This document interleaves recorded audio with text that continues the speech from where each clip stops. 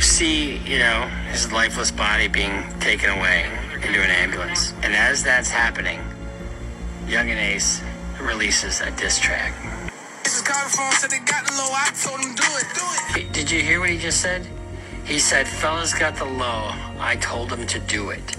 Now, if they can link Young and Ace to any kind of case related to this is coming into evidence. Now we're going to have more killings because it's just going to fuel it even more. If you dance close to the sun, you're going to get burned. Look at that. Look at that car. That is premeditated first-degree murder, no question about it. But, and then admitting to crimes online. You watch. All this stuff is going to come out. We're seeing it in Young Thug's case where they're using his own lyrics against him in a criminal trial. And it's not like I'm some older white guy saying, well, the music of the youth today is so... No, it's they're killing each other. They're killing each other. It just has to stop. It's crazy because I done dodged death so many times. Sometimes I just be like, this is just the way I live. I don't know. I just see death so much. Let me tell you, man. I've had so many rappers that I've interviewed die violently. Yeah. Or rappers that I was on the phone with the day before they get killed.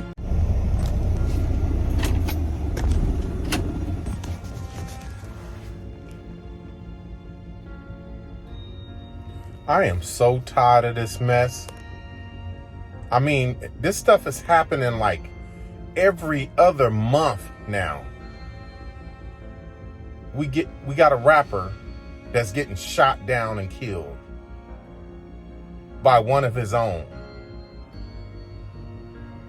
This stuff is happening in the cities and the neighborhoods that they live in.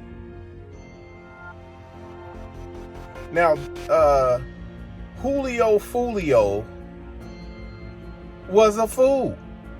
He was doing a lot of foolish stuff.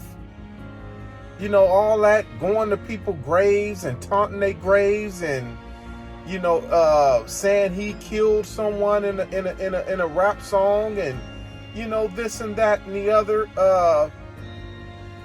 back and forth in these rap songs, taunting one another. When did it come to rappers getting killed because of lyrics?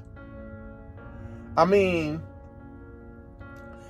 ever since that Tupac and Biggie, that changed the game.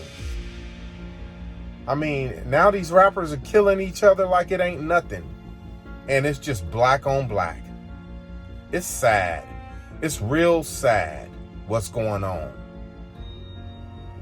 We don't have to have any outside powers trying to take us down. We taking our own selves down.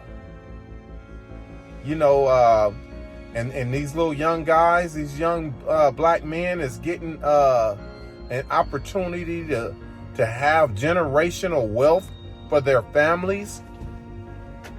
And they just throwing it away. They don't know what the value of what God has blessed them with. And they just taking it for granted. None of them trying to get out the hood. I don't know what it is that they trying to prove to the hood, that they have to stay in the hood. Man, if God bless you with that type of money, you get your ass out of there. Get out the way. But they want to go back and forth and play these gangster games like they the hardest dude in the world, and can't nobody tell them nothing. They hard-headed, and they talking like they bulletproof, that they can't be stopped. They must haven't heard that old saying, all the hard people is either dead or in jail.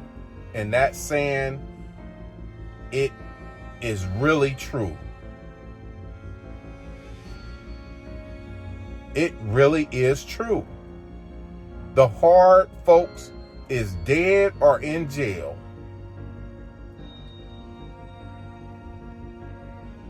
Now, Julio Foolio, just a little time before he ended up losing his life in this last shooting, was shot. They shot his foot off. He didn't get it then when they shot his foot off. No, he kept going. Kept taunting his so-called ops. I don't know where they get that shit from. The ops. Every time I turn around, another brother is your op.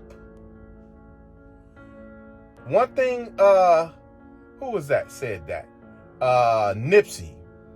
Nipsey was in an interview and he said that, when he was knee deep into the gangbang stuff, he would go out looking for somebody that looked like him. And he had to realize what he was doing.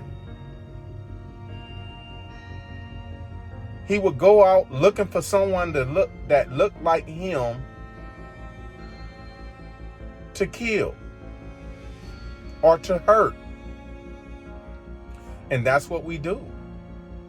We focus, these young men in these neighborhoods that's involved in these cliques and all of this stuff, these rap cliques and all of that stuff.